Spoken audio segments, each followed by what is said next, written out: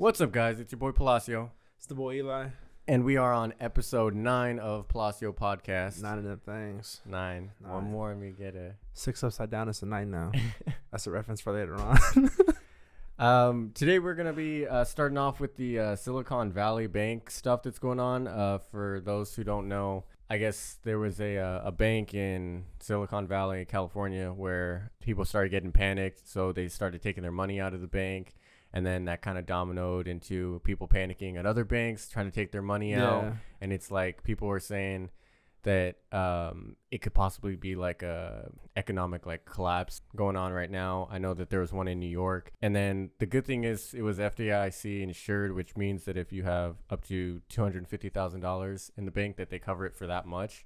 But if you have more than that, then it's kind of like, I don't know, we'll figure it out. But one of the representatives for Congress, which state, but he was a Democratic congressman. I follow him on Instagram because he like has really explanations for what's going on. They said that they were trying to pass a very emergent bill to trying to counter that and, you know, get those people their money. Obviously, if you had like $10 million and you only get $250,000 back, that's a problem. Yeah. Especially for all of those businesses, you know, all those tech companies and everything. I mean, was there a lot of small businesses that have money in there too or something? I think he said. Not really sure, because it's never happened like that I'm aware of, other than like the Depression when it's been prevalent. But it's scary because obviously the bank lends your money out, and then that's how they make money. And you know, if everybody takes their money out, then the bank can't give everybody their money at once, and then it kind of collapses, and then other people freak out at the next neighboring bank, and then they want to take their money, and it kind of just dominoes into destroying the economy. I'm not really seeing a whole bunch. I know that like the stocks are kind of down right now. I keep track, you know, with my I have a Robinhood, so it's really easy to go through and stuff. It's but it's scary that like you can have money in the bank and then just one day the bank's like, I ain't got it. Yeah. I'm like, what?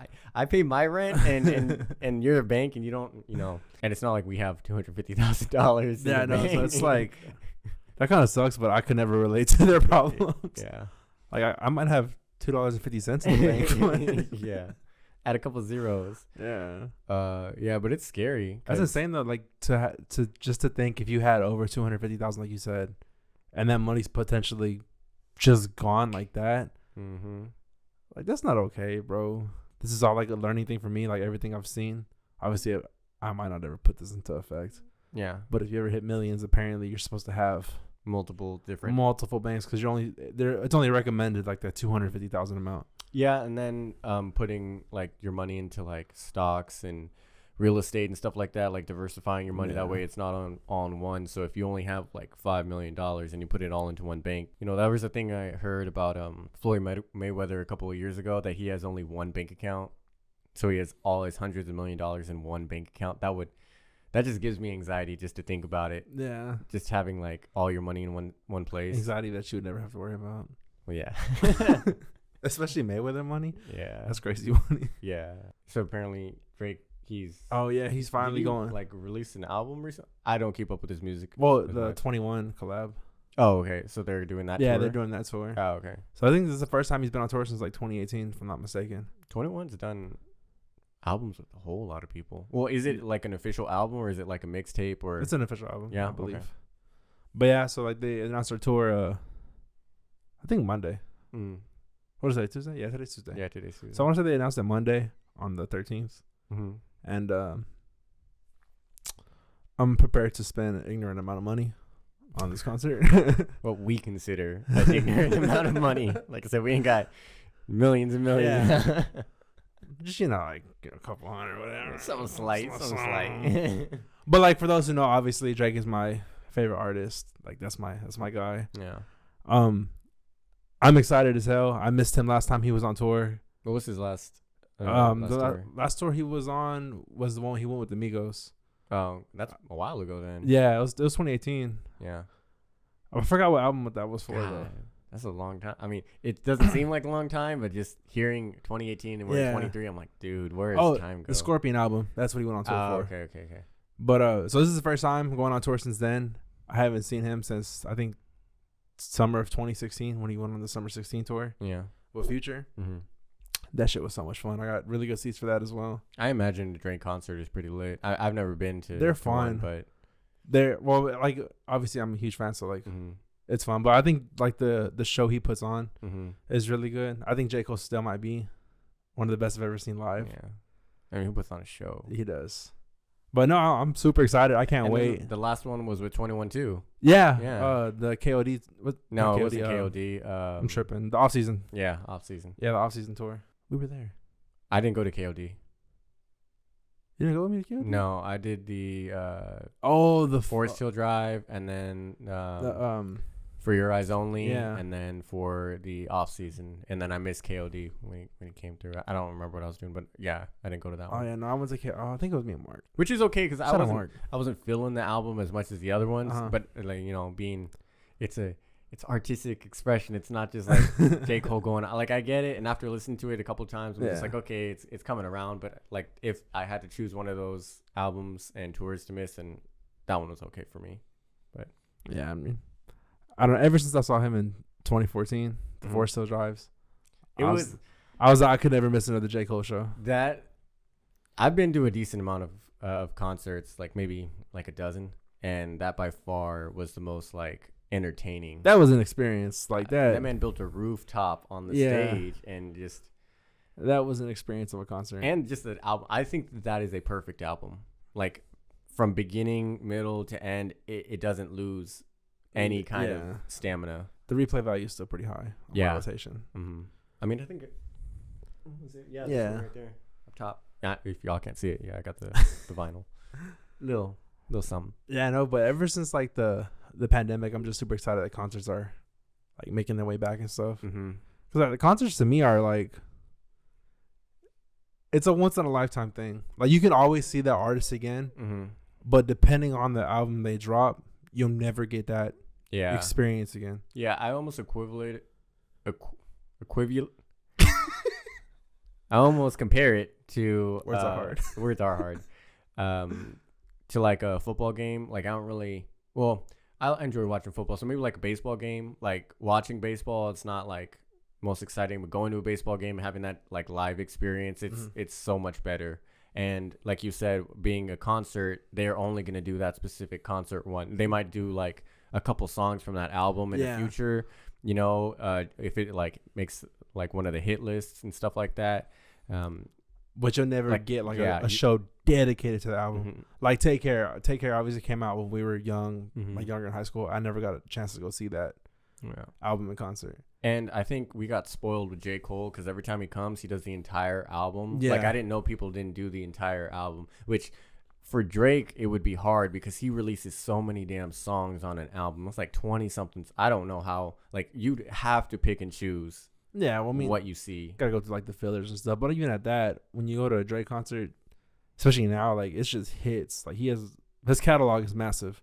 Oh, whether yeah. whether you hate the guy or not, you can't deny his catalog. Yeah. So it would be hard for him to go through, an entire album yeah. and still get off a lot of those tracks that people want to hear at a concert. I think he blew up like when we were in freshman year of high school. Like Yeah. he's been on top for a while. And I watched this thing where it was like top hits of Drake, and it was like banger after banger. Even if you don't like the song, like you know it because Yeah, it that's what was I'm just saying, so like- damn popular, and it's catchy, and whatever you think about his like When he- ghostwriting or When he's whatever not like talking that. about that rich shit, his music is pretty relatable to shit like you've probably been through in a Yeah. relationship or whatnot. Yeah.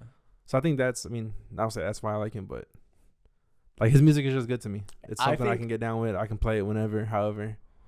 Well, I think that a big thing that he does that is so important to him, like being consistently big, is that like he was on top, and then he was noticing people up and coming Yeah. that maybe younger with him and collabing with them. So like he's got every generation still listening to him, even if it's not like him specifically. It's like the popular album or the popular artist for their generation, and I mean you can't deny, even if you don't like Drake, he's up there in one of the all times. He's in the GOAT conversation. Yeah. You can't. I mean, album sales, popularity, Longevity. Mm-hmm.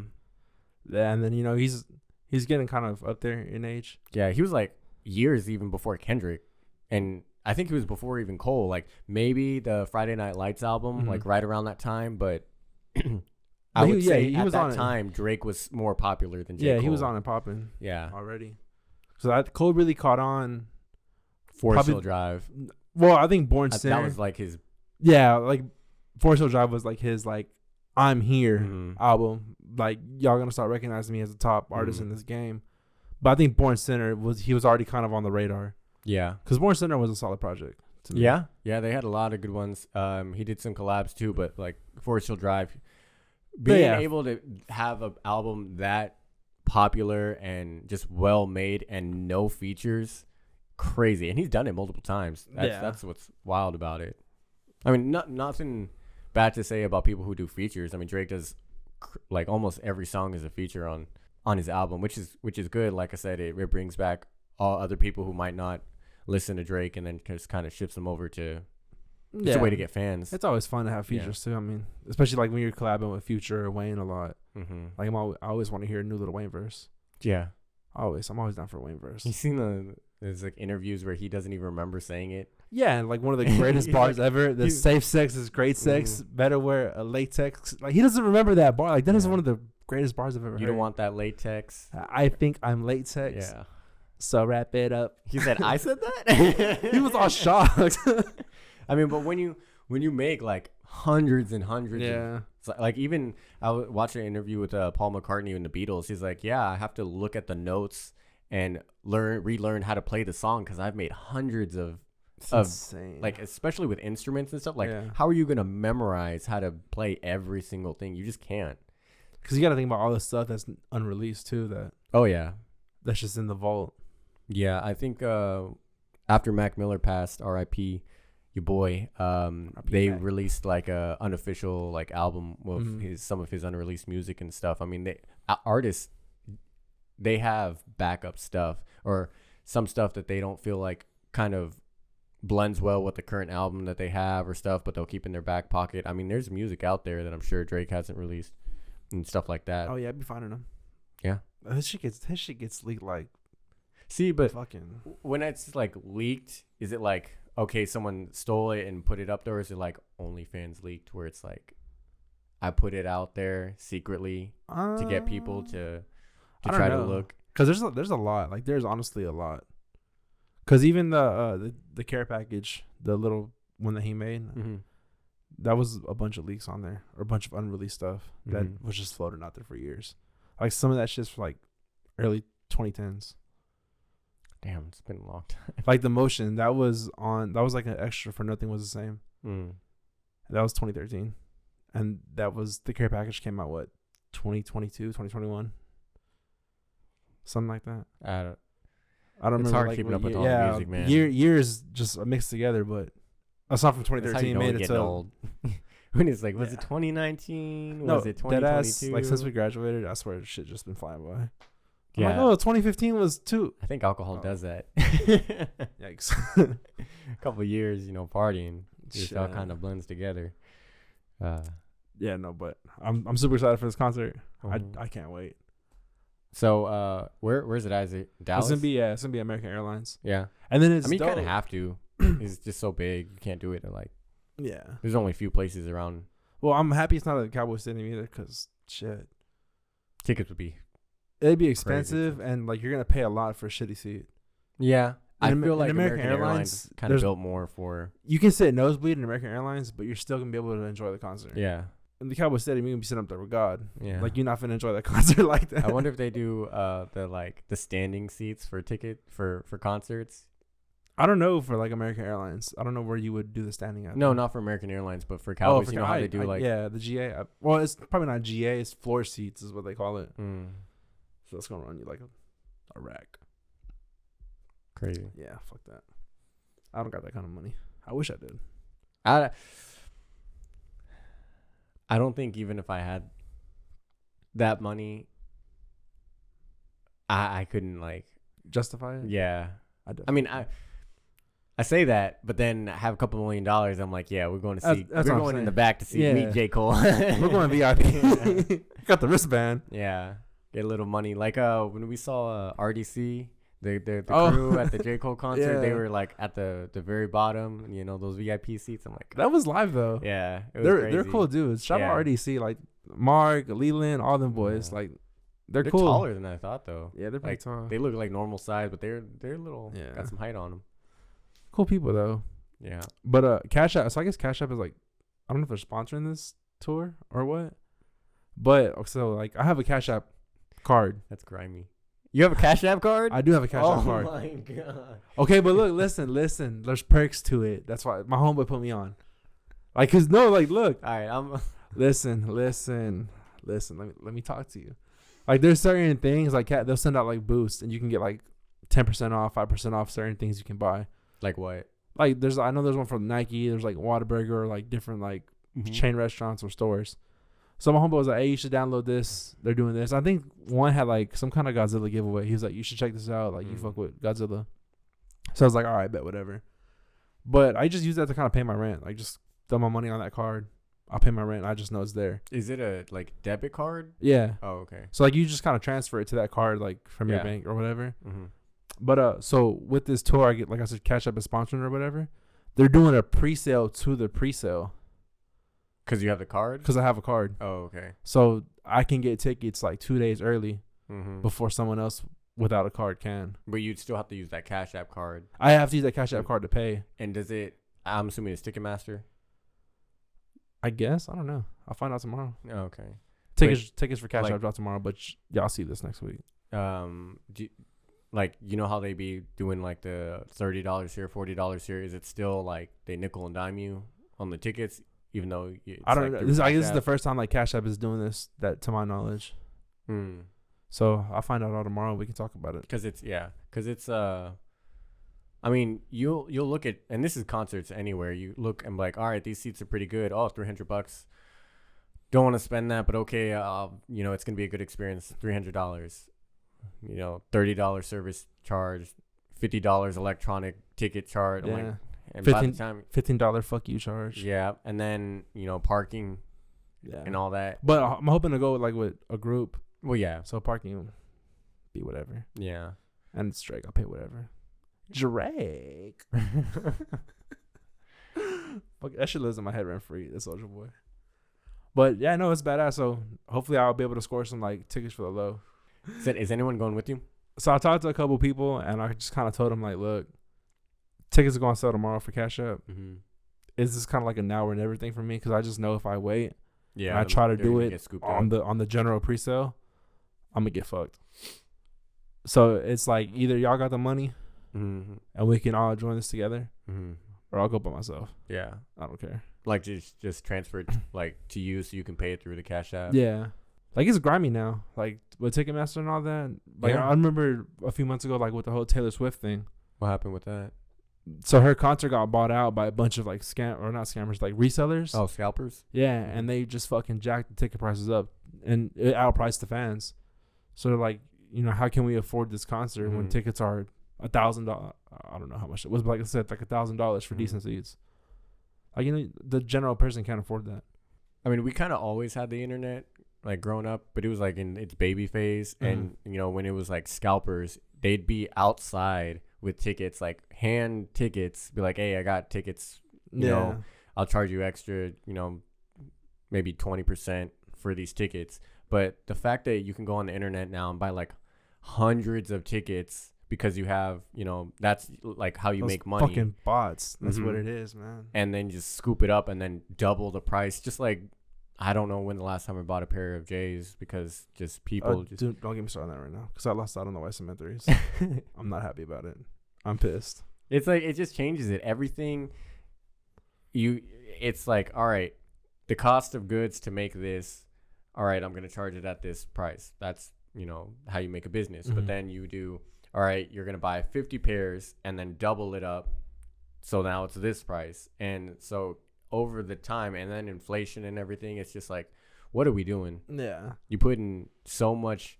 I feel like nobody goes to a concert because they need to. It's like more of, this is what I want. It's an experience that I want to enjoy. Mm-hmm. And then on top of that, you kind of like have already made the decision in your head, like, okay, I'm going to have this money aside to pay for it.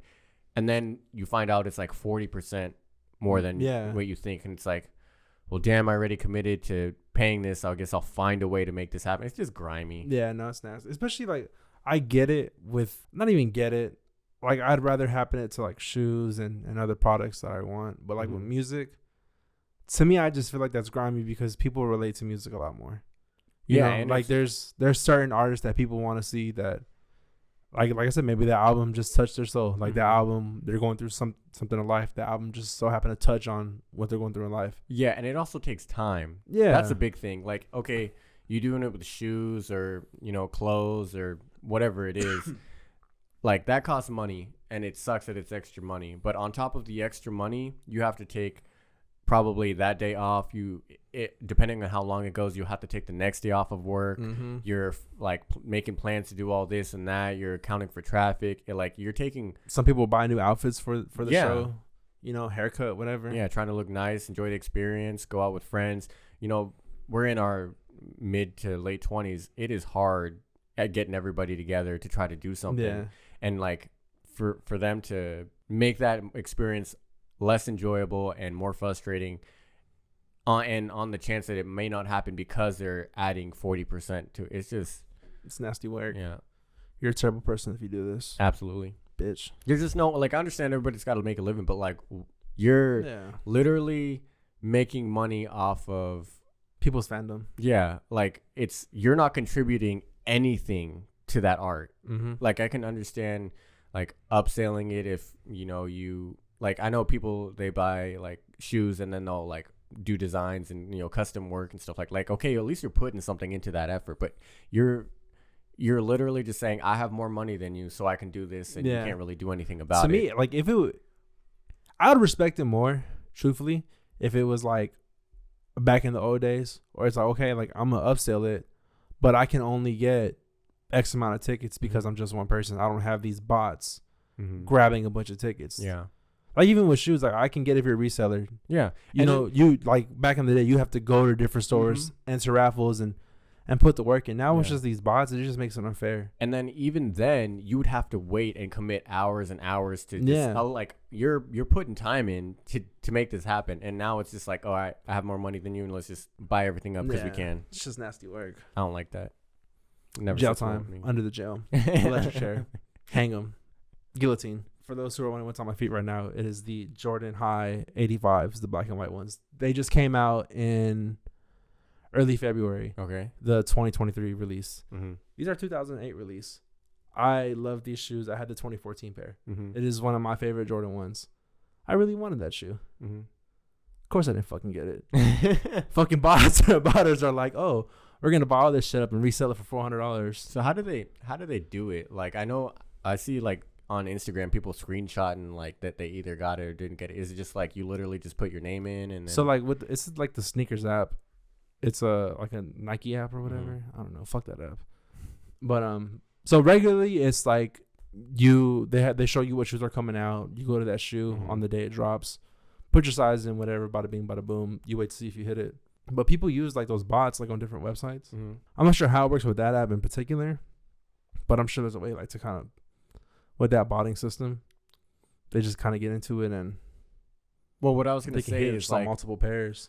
Let's say, like, is it possible? Let's say that you really like want this pair of shoes, like the Cement 3s, and I don't really do like shoes and stuff. Can I still get the app and then like put my name in, and then if I hit and you don't, then you just transfer me the money, and then I buy, like you can do that. I had like 5 people try it with me, and it's still like none of them hit. Yeah. No, I've tried that. Don't think I haven't. I put in the work.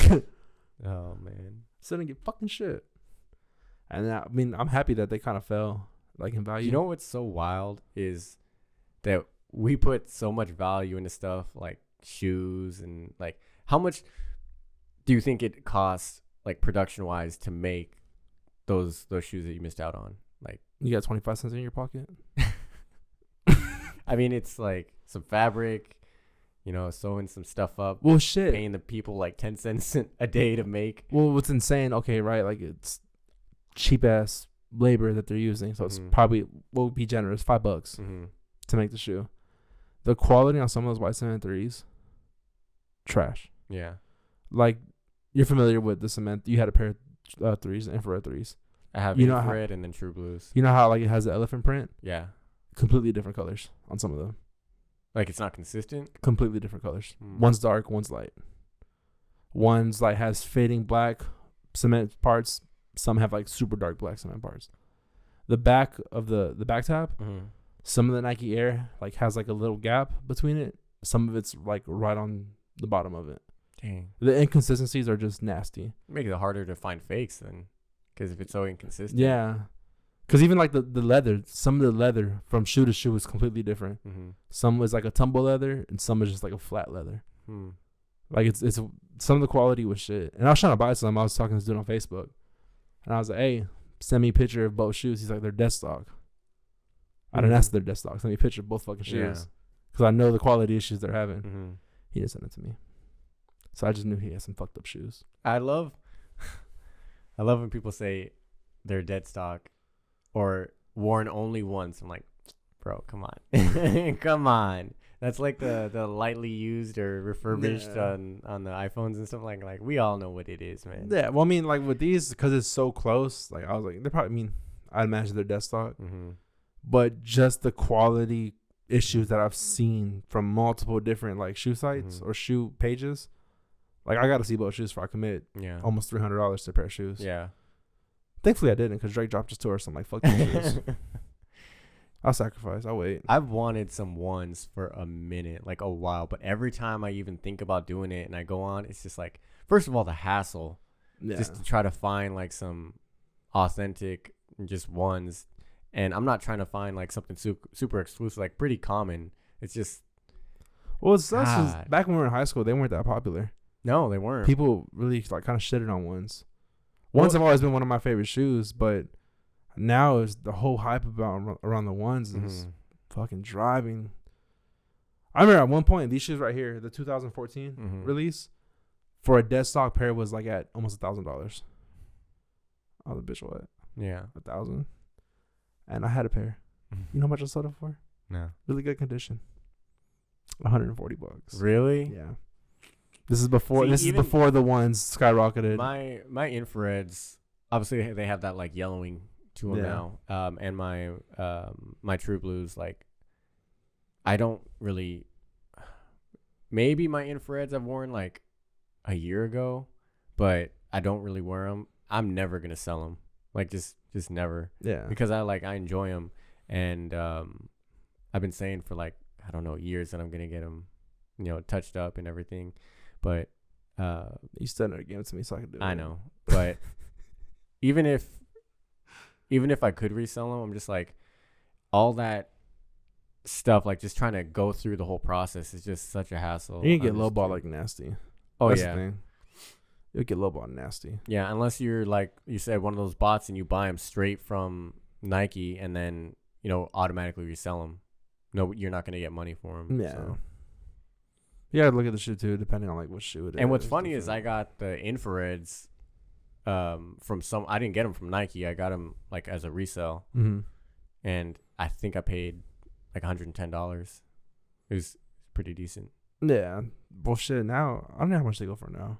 Honestly, I mean Adidas is hype too and everything like that now. But like when we were in high school, it was pretty much just Nike. Yeah, like Adidas wasn't really a thing. Except if you're a soccer player, you have the Adidas sweats. Yeah, I know what I'm talking about. Under Armour really wasn't that big. I mean, they had some like basketball, and it's really circles around basketball. That's what it's really been about in the last couple of years. But you really didn't have any other like predominant shoe companies other than Nike with the J's and well, yeah, because until Kanye with Adidas, they really didn't have like, I guess you can call it streetwear. Well, shoes. It was mostly like athletic shoes, except for the I mean, they had Colby's, and then the LeBrons, and then like Steph Curry with Under Armour. Yeah, but Curry's you can't really wear. Just to me, like Curry's are strictly hooping shoes. Like you just can't wear them out. Kobe's pretty much the same thing. That's a hooping shoe. LeBron, them bitches are like bricks. Like that's a hooping shoe. You just can't wear it out. Like wearing some LeBrons with jeans is crazy. Unless it's the Sprites, the LeBron Sprites. Those are pretty clean. And probably the South Beach, or are they South Beaches?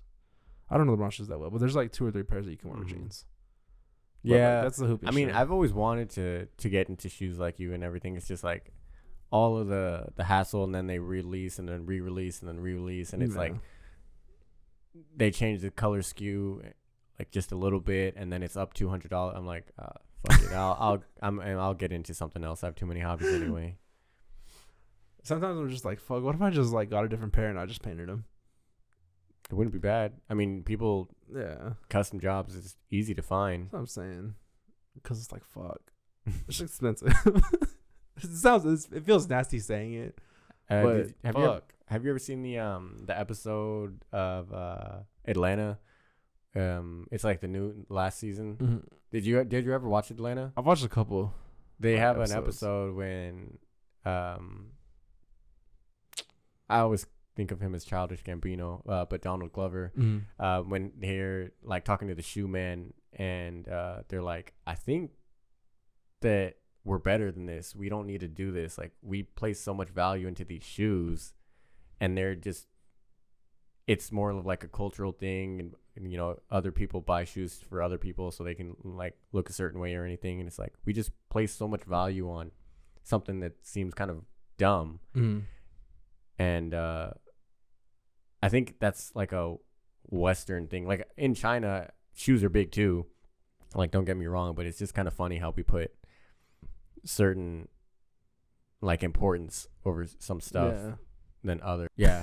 It's like it's a consumer thing for sure, and I do it too. There's a lot of stuff that I collect and I like, but if it was me, like I like collecting records. Like, I don't have like hundreds and hundreds, but I have a good amount for, you know, someone who just does it casually. And if they started upticking like vinyl records like $500 for one, I'm like, all right, I'll find something else to do. Like, it's not that big of a deal for me. Well, because like me, I don't think I've ever paid resale for shoes. Really? Yeah, like if I don't hit it. Well, that's the only way that I've been able to find them. Well, like I've bought shoes like outside of like hitting on the store, but it wasn't over retail. It was like they were worn a little bit. Mm-hmm. You know, if I could clean them, I can clean them up. But these, I think the YSMN 3s and the Jordan 85s were the only ones where I was like, I would pay resale for them just because I want. Like, it's one of my favorite shoes. Like, that's the ones I want. Yeah. Other than that, fuck that. I'm not paying $300-$400. Have you seen that trailer with Matt Damon about that Nike movie that they're making with Michael Jordan? How like Nike pretty much back in the day before Jordan, it wasn't like super popular shoe, and then kind of like they bet all their money that Jordan was gonna blow up, so they started making like a shoe. You know, brand my dad around was him. telling me about this trailer. I haven't seen it. Good. We'll play it after, but it looks like a really good movie. And you know, lately the movies are all about like nostalgia and everything. That's pretty much what they're banking on. But it looks like a pretty solid film. And Matt Damon, even for crappy movies that he's been in, he always makes the movie look fantastic. There was like a Elysium or something like that he was in. Maybe that was Tom Cruise, but he was in one of those futuristic movies that kind of sucked. But he makes everything better that he puts in. And just seeing like it's not obviously a documentary, so it's not they're gonna take some, you know, different avenues creatively. It's not gonna be straight facts, but it looks like you gotta do something just to make it more interesting. Yeah, more viewer friendly. Yeah, but it looks really good. I'm gonna check it out. Yeah, I gotta watch the trailer. Yeah. So we're recording this on Tuesday, the 14th. UFC 286. Is it this weekend? Yeah, it's on Saturday. Oh, okay. This is gonna be Usman and Edwards 3. First fight happened like back in 2013, 2014. Usman won unanimous decision, dominated Leon. A couple months ago, they fought again for the belt. Usman dominated pretty much the entire fight. Got knocked out. Like 50 seconds left. I don't know. It looked like clean hit. Oh, it was clean. Yeah, it was disgusting. But this is the third fight. This is for all the marbles. You know? I think he's gonna keep the belt. Like, from you think so? Just their fighting styles, and since this is third fight, I think that Edwards is gonna change it up. And if anything, it's a lot easier fight. Like, for you to have to win versus you not having to lose, it's completely different. Like, your mindset is like, I'm not the champ, so I have to prove if I'm not getting a knockout or a submission that I won that fight definitively. Yeah, like you have to beat the shit out of the champion. Because you're the champion, then you're like, all right, all I got to do is make it kind of even. Yeah. Because you're more likely to keep the belt. Like you have to show him something more if you're the challenger. Yeah. So I think it's gonna be a little easier for him this time. I don't know. Just the way Usman dominated that fight, the first one. Because I watched the first one, or not the first one, the second one. Mm-hmm. He dominated rounds 2 through 4, even the 5th round up until the last minute, which is pure dominance. It was some of the best like Usman like we've seen like look wise. Did they go into the championship rounds on the first fight? Well, the first fight wasn't for the belt or nothing. It was just a fight. Yeah, I know, but it went the whole way. But did they do 3 rounds or 5? I want to say it was 3 because they're both young. Okay, so I don't know. Him being the champ, and this is just me making a guess. But him being the champ now, being probably more conditioned for those later rounds. Yeah. I think that and the fact that he's a champ and he doesn't. And they're fighting England too, which is his hometown. Yeah.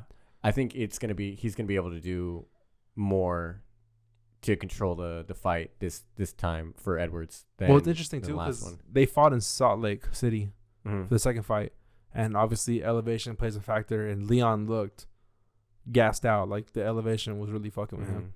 So now playing on like, home soil, I guess your atmosphere. I don't know what to call it, but. That's field advantage. Yeah, that's not really gonna be a factor having that elevation. Like you're conditioned to that already, so it's gonna be interesting to see how much the elevation played into that fight the second time. Then maybe Usman just had better conditioning. That's why he dominated the way he did. So I think it's gonna be a really good fight. I am super excited for it. Yeah. UFC. This is the 30th year anniversary. I just feel like every single card is like banger after banger after UFC banger. is definitely in a good position. Right? Yeah, for they're in a fighters. good spot right now. And it seems like every weight category is kind of like that right now. Like, the bantamweight is insane right now. Bantamweight is, you're looking like probably 12 deep in the bantamweight. That 1 through 12, champion through 12 can beat anybody. It is an insane division. I thought lightweight was insane. Bantamweight is crazy. Yeah. I mean, obviously, like heavyweights and light heavyweights are just without any other factors, it's kind of more exciting to watch because they're bigger people and more strike and everything like that. One strike puts you out. But the lowers, they're just so damn fast. It's exciting and anything can happen, especially when you have like razor sharp ranks like that where anyone could beat anyone. It makes for exciting. Yeah, that's what makes cards. bantamweight a lot of fun. The last couple of cards have been good, I think. Yeah, the last like 3 or 4 has been amazing. Like I watched the Jan and Marab card. That whole card was fantastic. That fight night, and that was free. Like holy shit. Yeah, we're getting this for the free skis. That card was amazing. And then the last one, the John Jones card, my boy John, GOAT. I know you feel differently, but he the GOAT. I mean, all right. Since we didn't say it last time, I will just say this, just real quick. John Jones, in the eyes of Dana White and UFC, can do no wrong. I mean, like, anytime any other fighter has had a problem with Dana, they're just gone. Like, or they're on the back burner. And it's like John Jones can literally, like, do coke and party with homeless people. Go talk, bro. And, like, get in car accidents, like, do all this crazy stuff. He's banned indefinitely for all time, lasted like a year, and then come back, and his first fight back after years, not even being like heavyweight, he comes back and he can fight for the belt, and then it's because I'm gotten ducked. John Jones? He ducked. Partially talking shit. Come on. If you're that good, like, I understand Ngannou's like head of mind. If you're that good and you're bringing, like, he's a name now. Yeah. He's not just like a champion that, holds a belt a couple times and you just forget. He is a bad man. And if he's not getting paid the money that he thinks he deserves, more power to him. Just leave. Just go. Especially, like, that's the thing. If John Jones has been back and forth with Dana White about his value to the company and everything, but he's always been taken care of. Attraction to pay-per-view and crowds and everything that, like, even if Dana White doesn't like him, it's like, all right, we'll figure something out. But any other fighter, when they, like, try to show their worth and they're like, hey, I'm bringing something to the pay-per-views and tickets now, I want what I deserve, it's like not gonna happen. Yeah, Which is wild. Like unless you're Conor McGregor, yeah, Conor and John are you're up there. Or like, yeah, God forbid Khabib decides to come back. Who cares how much money he's gonna ask for? And he's never really been about the money. It's just always been fighting for him. But like unless you're one of those names, everyone else is pretty much dispensable. Like it's part of the fight culture. I mean, I think it's better than boxing because you get robbed so much in boxing. Well, I think with boxing too, it's just so many different promotions and so many different things. Belts, and it's like college football. You don't know who's really the top. Yeah. So that's what I like about UFC. And another thing I like about mixed martial arts in general is you can lose one fight and you can still show that you have worth in the company. In boxing, you have to have like 30 fights professionally and do all this before you're even like mentioned in the name. And I think that's kind of a pity because you have to go through some of your like working years or prime years fighting a bunch of scrubs just to get the tick on your record. And yeah, it's well, like Oliveira's like the perfect example of that. You know, he was almost considered a journeyman at one point in his career. Went on an 11 fight win streak, got the belt. Mm-hmm. So I mean, like you have time in UFC in particular to kind of work through those growing pains, and you know when you're a younger fighter. And also UFC, it's not just the wins, it's what you contribute. So you can win a whole bunch of fights, but if they're not exciting fights, you know, it's kind of tit-tat, you go all rounds, it's a decision. You're not going to get a title fight. You're just not. They'll figure it out, like, as far as, like, who gets number one contender or this and that. But it's like, if you bring in crowds, you're getting pulled up higher.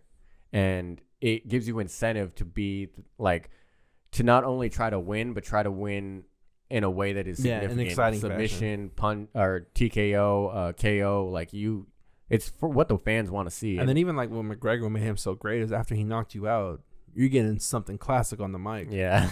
Like after the Eddie Alvarez fight, when he's like, I've ridiculed everybody in the company, starting fights backstage. He's like, I want to take this time to apologize to absolutely nobody. Top 5 legendary. Like that. That is incredible. Even the Nate Diaz, I'm not surprised, motherfucker. Like that shit is exciting. Like I want to hear you talking shit after a big win. Yeah, I gotta hear it. It's just exciting, and I mean, like you can tell the difference because people in boxing do it too, but they're trying to like promote themselves. I think it's and I got nothing against it. I like watching boxing too, but it's just when so much of who wins and loses is up to judges who can skew it vastly. I mean, you can pretty much dominate every single round in the box, or the judges can give it to someone else and nothing's gonna happen. You can get robbed, and they'll be like, all right, well, do you remember the Manny Pacquiao and Timothy Bradley fight? Yeah, when he first lost. That was nasty. Yes, that was but nasty. I think that after watching it the second time, because obviously I'm Filipino, so I'm going for Manny Pacquiao, but watching it the second time and without commentary, with the people making all those comments, it seemed closer than what it originally was. Song of the day, you got one? Oh yeah, so you know, obviously we're talking about Drake and her loss and tour. So song of the day is gonna be "Hours in Silence" by Drake and 21. I don't think I've heard that one. So don't be like him. I'm sure a lot of y'all heard the song. I don't know. Maybe it'll like once we play it, I'll hear it. Yeah. But that's gonna be it, guys. Episode 9. This one's going to be probably the longest one that we've ever done. Appreciate you guys sticking with us. Like, subscribe, all that, YouTube crap. But we really just appreciate you guys watching. Like, that's what it's about. We enjoy doing it, and the fact that you guys communicate with us and tell us you like it, that's just all the better. Shout out to like the 30 of y'all for reals. Yeah. We appreciate y'all. Doing this, we editing for hours, putting it all together, 10 hours of work for the 5 people to watch it.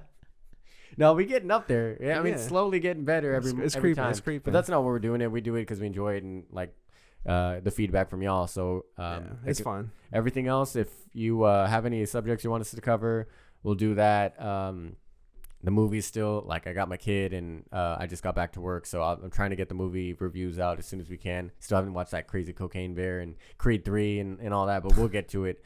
I saw something about like a meth wolf or some shit like that. Really? I don't know. They're making some quite crazy shit now, but I'm down to watch both. Yeah. So that's going to be it, guys. I appreciate you guys viewing, like, subscribe, all that crap. We'll catch you next time. Peace.